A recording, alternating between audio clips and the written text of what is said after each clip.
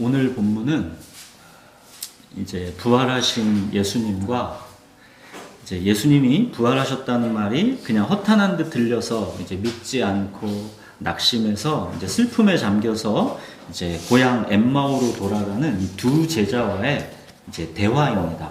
좀 길지만 우리가 본문을 다 같이 읽겠습니다. 누가복음 24장 13절부터 35절까지 번갈아 읽겠습니다. 그날에 그들 중 둘이 예루살렘에서 25리 되는 엠마오라 하는 마을로 가면서 이 모든 된 일들을 서로 이야기하더라.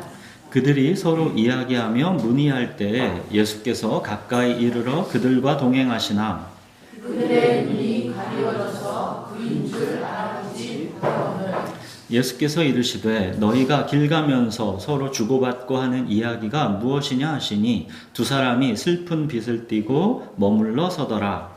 그 한 사람이 글로 가라 하는 자가 대답하여 이르되 당신이 예루살렘에 체류하면서도 요즘 거기서 된 일을 혼자만 알지 못하느냐. 이르시되 무슨 일이냐 이르되 나사렛 예수의 일이니 그는 하나님과 모든 백성 앞에서 말과 일에 능하신 선지자이거늘 우리 대제사장들과 관리들이 사형 판결에 넘겨주어 십자가에 못 박았느니라. 우리는 이 사람이 이스라엘을 속량할 자라고 바랐노라. 이뿐 아니라 이 일이 일어난 지가 사흘째요.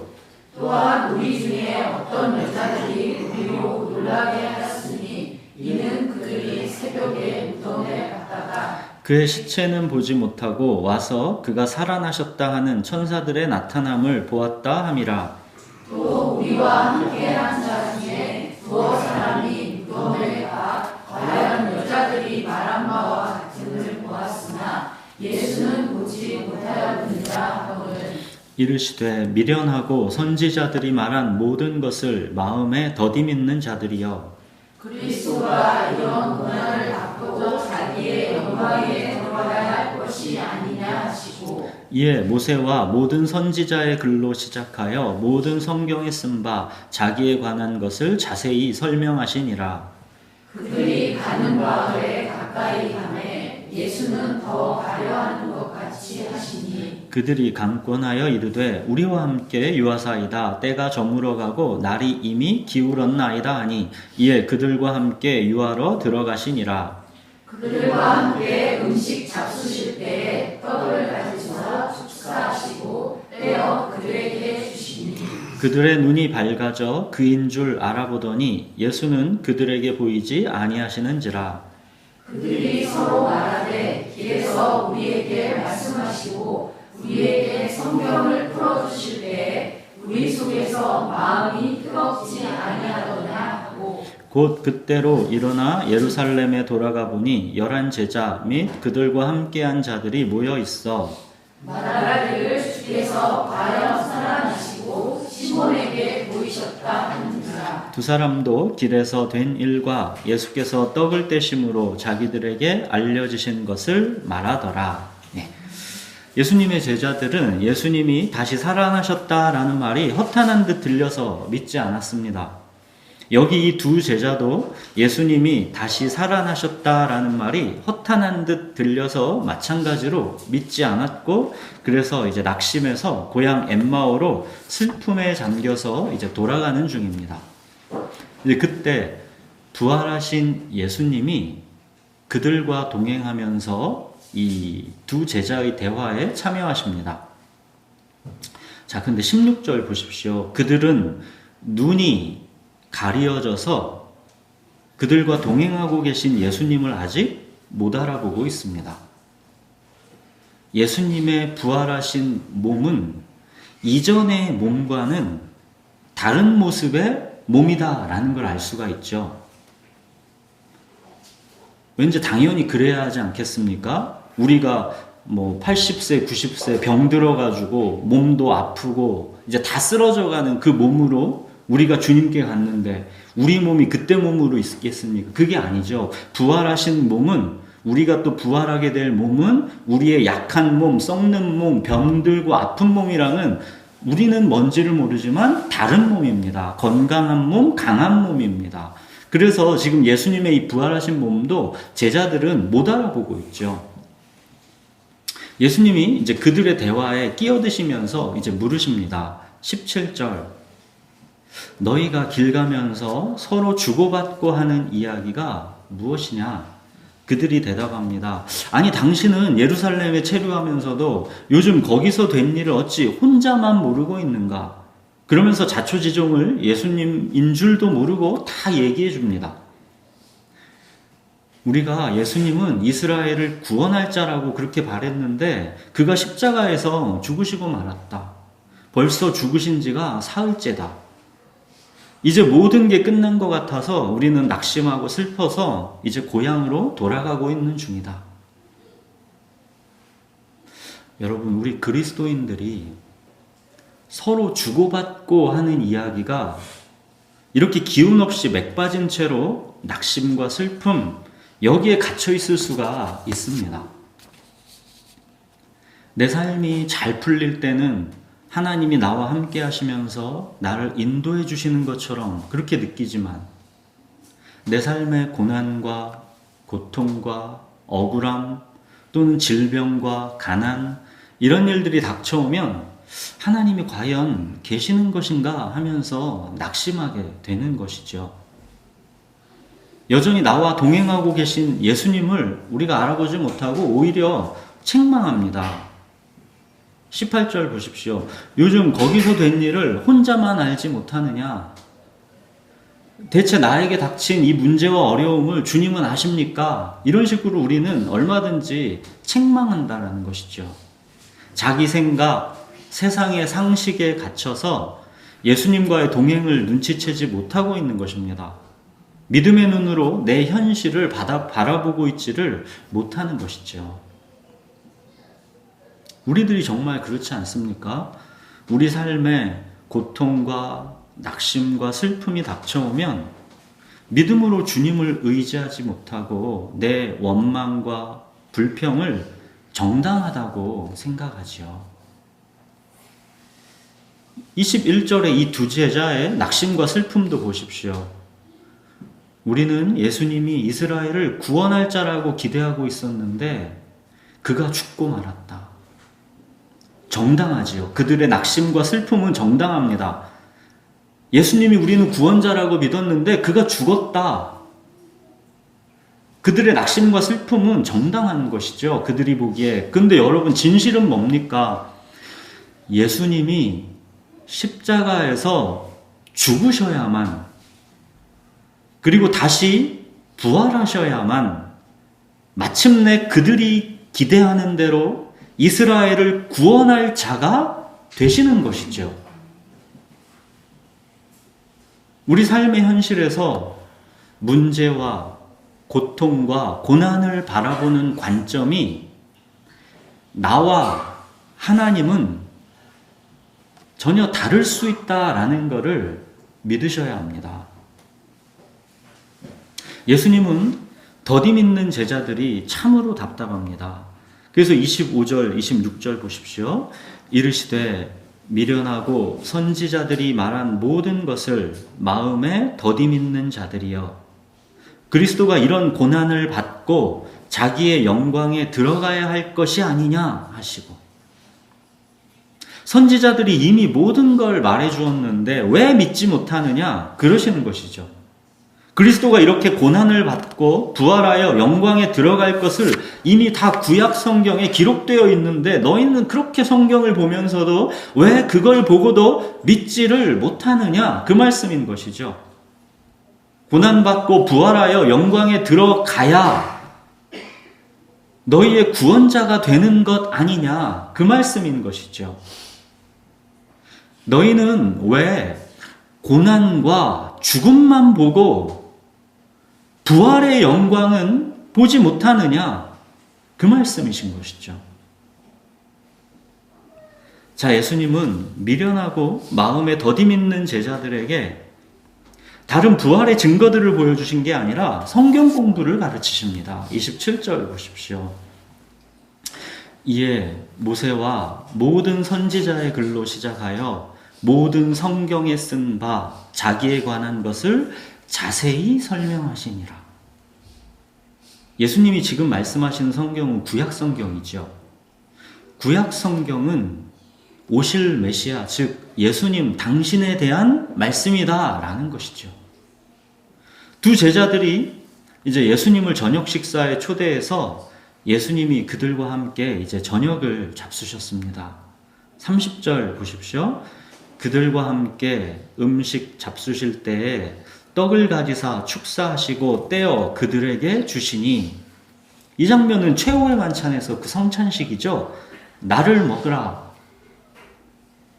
나를 먹는 그 사람은 나로 말미암아 살리라. 이 엠마오의 두 제자는 예수님과 성경 공부를 하면서 예수님의 말씀을 먹은 것입니다. 자, 그랬더니 31절에 무슨 일이 일어났습니까? 31절을 보십시오. 그들의 눈이 밝아져 그인 줄 알아보더니. 이제야 드디어 두 제자가 부활하신 예수님을 알아본 것입니다. 16절에서는 예수님이 그들과 동행하고 계셨지만 어땠습니까? 16절에는 그들의 눈이 가리어져서 그인 줄 알아보지 못하거늘 그랬죠. 자, 이 둘, 그 중간에 무슨 일이 있었습니까? 예수님의 부활하신 몸이 갑자기 예전에 그 몸으로 바뀐 겁니까? 그래서 그들이 예수님을 알아본 겁니까? 그게 아니죠. 예수님의 부활하신 몸은 여전히 예전의 몸이랑은 다릅니다. 근데 이제는 그들이 부활하신 예수님의 몸을 알아보고 있습니다. 그들의 눈이 밝아진 것이죠.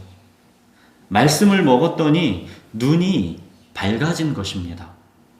그래서 예수님을 이제는 알아보게 된 것입니다. 손과 발에 있는 못자국을 보지 않아도, 옆구리에 창자국에 손을 넣어보지 않아도 예수님이신 것을 알아보게 된 것입니다. 사랑하는 여러분, 예수님은 언제나 우리와 함께 계십니다. 그러나 문제는 내 눈이 밝은가 어두운가 그 차이입니다. 하루 우리 일상이 이루어지는 우리의 가정과 직장과 교회, 이곳에서 내 눈이 밝아져서 함께 하시는 예수님을 우리가 알아보고 있는가? 아니면 우리 눈이 어두워서 함께 하시는 예수님을 알아보지 못하고 그냥 모든 게 다 우연처럼 던져지고 그 속에서 나는 홀로 헤매고 있다고 여기고 있는가? 그 차이입니다.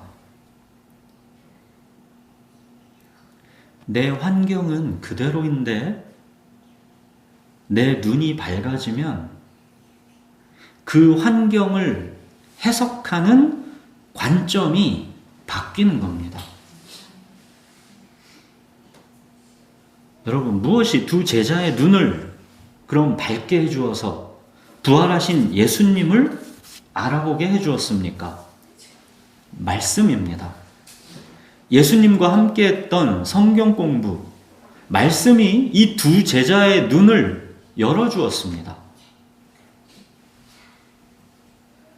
예수님은 성경 공부를 통해서 이 두 제자들의 눈을 열어주시고는 또 갑자기 사라지셨습니다. 자, 이 두 제자의 이제 반응이 뭔지 보십시오. 32절 한번 보십시오. 그들이 서로 말하되 길에서 우리에게 말씀하시고 우리에게 성경을 풀어주실 때에 우리 속에서 마음이 뜨겁지 아니하더냐. 이들은 예수님의 부활하신 것을 직접 이제 눈으로 봤습니다. 예수님인 것도 알아보았습니다. 근데 이들이 예수님을 눈으로 확인했을 때 마음이 뜨거워졌다라고 말하지 않고 이미 그 전에 길에서 예수님께서 말씀하시고 성경을 풀어주실 때 그때 이미 속에서 마음이 뜨거워졌다라고 말하고 있죠. 여러분, 말씀은 곧 하나님이시고 하나님은 소멸하는 불이십니다. 질투하시는 하나님이십니다. 하나님의 속성 자체가 뜨거운 분입니다. 구약의 하나님을 보십시오. 엄청 뜨겁게 나오죠. 나는 여호와니 이는 내 이름이라. 나는 내 영광을 다른 자에게, 내 찬송을 우상에게 주지 아니하리라. 하나님의 구원의 열정도 보십시오. 만군의 여호와의 열심히 이를 이루리라. 너는 두려워하지 말라. 내가 너를 구속하였고 내가 너를 지명하여 불렀나니 너는 내 것이다. 하나님의 속성 자체가 뜨거운 분입니다. 십자가에 독생자를 내어주신 분입니다. 하나님의 사랑의 속성은 불입니다. 그렇기 때문에 살아계신 하나님의 말씀은 우리의 마음을 불타게 합니다. 이것이 성령 하나님께서 우리 안에서 하시는 역사입니다. 여러분, 하나님의 말씀은 그냥 지식으로 차분하고 냉정하게 습득될 수 있는 게 아닙니다. 그렇게 차분하고 냉정하게 지식으로 습득될 수 있으면 그건 하나님의 말씀이 아닙니다. 하나님의 말씀에는 불이 붙습니다. 말씀이 내 속에 들어오면 내 마음은 불타게 됩니다. 그게 말씀을 받은 것입니다. 여러분, 말씀이 들어와서 내 마음에 그 말씀이 정말로 이제 뜨겁게 살아있으려면 말씀을 소중하게 간직하고 빼앗기지 않고 지켜내야 합니다. 내 마음속에 그 말씀을 품어야 합니다. 여러분, 말씀은 씨와 같아서 그 씨가 이제 결실을 맺기까지는 시간의 과정, 그 씨를 품는 과정이 필요합니다.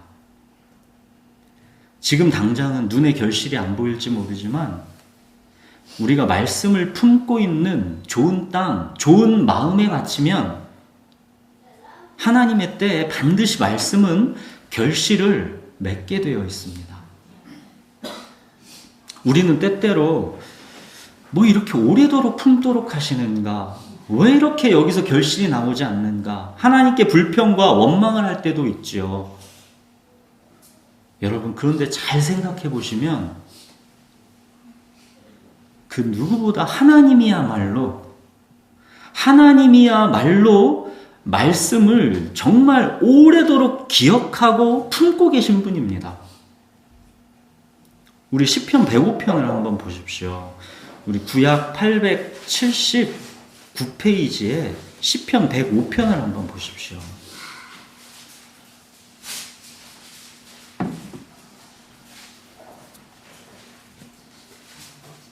(879페이지에) 시편 105편입니다. 하나님이 말씀을 얼마나 오랫동안 마음에 품고 기억하고 계신 분인지를 한번 보십시오. 시편 105편에 8절에서 10절을 한번 제가 읽겠습니다. 그는 그의 언약, 곧 천대에 걸쳐 명령하신 말씀을 영원히 기억하셨으니 이것은 아브라함과 맺은 언약이고 이삭에게 하신 맹세이며 야곱에게 세우신 율례 곧 이스라엘에게 하신 영원한 언약이라. 하나님께서 말씀을 품지 않고 아브라함에게 하셨던 언약을 기억하지 않았으면 우린 없는 겁니다. 하나님께서 이렇게 말씀, 언약을 영원히 기억하셨기에 마침내는 하나님의 아들 예수 그리스도를 십자가에 내어주셨고 또한 다시 살려내셔서 그 영원한 언약을 완성하신 것입니다.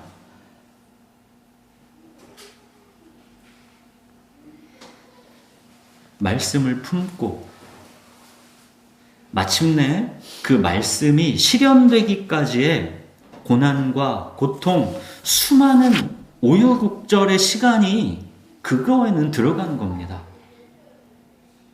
그리고 우리가 이 말씀을 품고 겪게 되는 이 시간의 과정, 이 과정은 결코 우연이 아니고 하나님의 주권이 이 모든 과정을 섭리합니다. 16절에서 19절을 한번 보십시오. 시편 지금 16절에서 19절도 제가 한번 읽겠습니다. 그가 또 그 땅에 기근을 들게 하사 그들이 의지하고 있는 양식을 다 끊으셨도다. 그가 한 사람을 앞서 보내셨으며 요셉이 종으로 팔렸도다. 그의 발은 착고를 차고 그의 몸은 쇠사슬에 매였으니 곧 여호와의 말씀이 응할 때까지라. 그의 말씀이 그를 단련하였도다.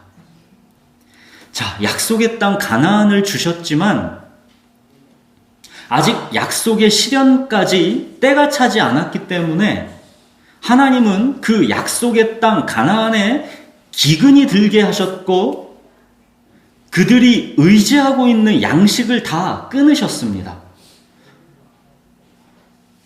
이 고난과 고통이 단지 우연한 불행이라고 말하지 않고 하나님의 주권이라는 것을 이 시편은 명확하게 보여주고 있죠. 그리고 대신 하나님은 미리 애굽 땅에 한 사람 요셉을 보내서 그 다음의 일을 미리 준비하셨습니다. 여러분, 요셉은 형들에게 억울하게 미움받고 애굽의 종으로 팔렸지요. 그러나 그것이 요셉에게 닥친 억울한 불행이 아니라 하나님의 주권적 섭리라고 성경은 말씀하고 있습니다. 요셉도 결국 이 모든 것이 하나님의 주권이었음을 알고 나중에 형들을 만나서 요셉이 이런 고백을 하게 되죠. 당신들이 나를 이곳에 팔았다고 해서 근심하지 마소서, 한탄하지 마소서. 하나님이 생명을 구원하시려고 나를 당신들보다 먼저 보내셨나이다. 그러면서 요셉이 그러죠. 그런즉 나를 이리로 보낸 이는 당신들이 아니요 하나님이시라. 여러분, 이게 뭡니까? 이게 오늘 우리 본문 31절에 그들의 눈이 밝아져 그인 줄 알아보더니입니다. 무엇이 요셉의 눈을 밝게 해서 자기가 당한 그 모든 억울한 고통마저도 다 하나님의 주권이다라는 것을 알아보게 했습니까? 무엇이 요셉의 마음을 뜨겁게 해서 자기를 애굽에 팔아버린 형들을 용서하고 사랑하게 했습니까? 말씀입니다. 시편 19절 보십시오. 곧 여호와의 말씀이 응할 때까지라. 그의 말씀이 그를 단련하였도다. 요셉은 말씀이 단련하는 과정을 견뎌내고 살아낸 것입니다. 요셉은 꿈꾸는 자였지요. 꿈꾸는 자 하면 요셉이지요. 꿈꾸는 자라는 뜻은 말씀을 품는 자라는 뜻입니다. 요셉은 말씀을 품고 모든 고난과 고통의 시간을 견뎌냈습니다. 그리고 마침내 그가 품은 말씀은 하나님의 때에 결실을 맺었습니다. 사랑하는 여러분, 말씀이 응할 때까지, 말씀이 이루어질 때까지, 말씀이 우리를 단련하는 과정이 있습니다. 잘 보십시오. 우리가 견디고 인내하는 우리 몫인 것 같지만, 우리가 열심히 그렇게 하지만 주체는 말씀입니다. 말씀이 우리를 단련시키는 과정입니다. 그 과정에서 우리가 말씀이 허탄한 듯 들려서 믿지 아니하면 결실을 맺지 못합니다. 여러분의 삶의 현실, 여러분의 일상 속에서 말씀을 소중하게 간직하고 빼앗기지 않고 지켜내는 사람, 밝은 눈과 이 뜨거운 마음을 가진 말씀의 사람이 되십시오. 여러분, 말씀을 마음에 품는다는 것은 어찌 보면 그거는 고난을 마음에 품는 것입니다. 우리가 말씀을 마음에 품을 때, 말씀이 응할 때까지 그 말씀이 우리를 단련할 것입니다. 여러분, 이렇게 말씀을 마음에 품는 자가 밝은 눈과 뜨거운 마음에 이 부활 생명으로 살아갈 수가 있습니다. 여러분, 밝은 눈이 뭡니까? 밝은 눈. 어디에서 돈이 잘 벌릴까? 어떻게 해야 사람의 마음을 내가 소유할 수 있을까? 어떻게 해야 내가 성공할 수 있을까? 이런 처세술에 밝은 것이 밝은 눈입니까? 아니죠. 말씀이 우리의 눈을 밝아지게 할 때 우리는 나에게 있는 모든 현실, 모든 상황 속에서 하나님의 주권을 믿게 됩니다. 그래서 앞이 보이지 않아도 나아갈 수 있고 이해되지 않아도 살아낼 수가 있는 것입니다. 이것이 밝은 눈입니다. 여러분, 무엇이 그럼 뜨거운 마음입니까? 자기 실현의 열정입니까? 내 육체와 마음에 원하는 대로 마음껏 추구하는 열정, 이게 뜨거운 마음입니까? 아니죠. 말씀이 우리의 마음을 뜨겁게 할 때 그 뜨거움은 고난의 열정입니다.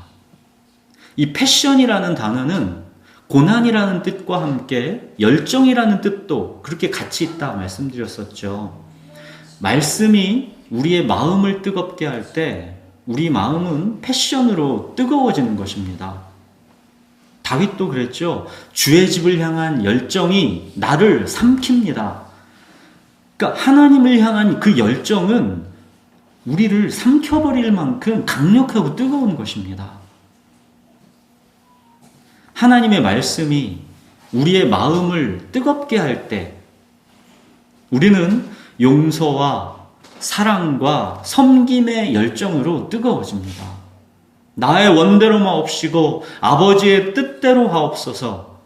이 열정이 우리의 마음을 뜨겁게 합니다. 이 열정이 우리를 삼키는 것입니다. 이것이 말씀이 내 마음에 살아있을 때 이루어지는 일입니다.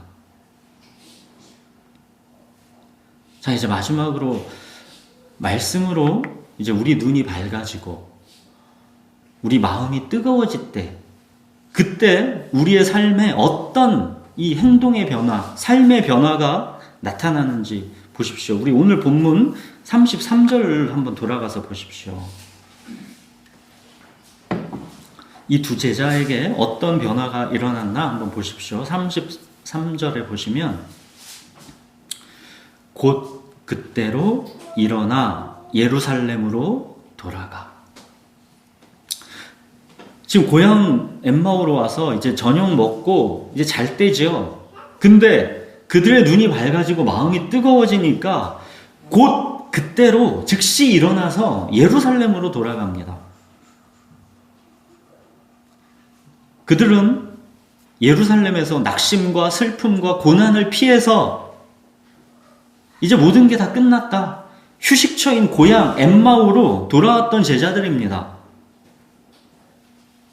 근데 이 두 제자는 말씀으로 눈이 밝아지고 마음이 뜨거워지자 그 즉시 다시 그들은 부르심의 장소, 사역의 장소, 보내심의 장소, 고난의 장소, 그 삶의 자리, 그 현장, 그 예루살렘으로 돌아갑니다.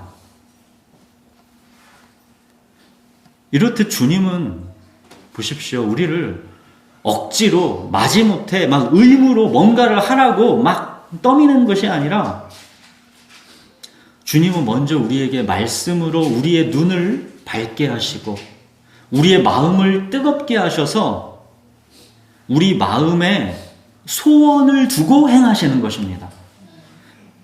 우리 마음에 소원을 두고 행하시는 분입니다. 이게 바로 주님과 함께 동행하는 우리의 기쁨인 것이죠. 사랑하는 여러분, 말씀이 응할 때까지 그 말씀이 우리를 단련하는 시간의 과정이 있습니다. 말씀이 허탄한 듯 들려서 불신하지 마시고 믿음으로 말씀을 마음에 품으십시오.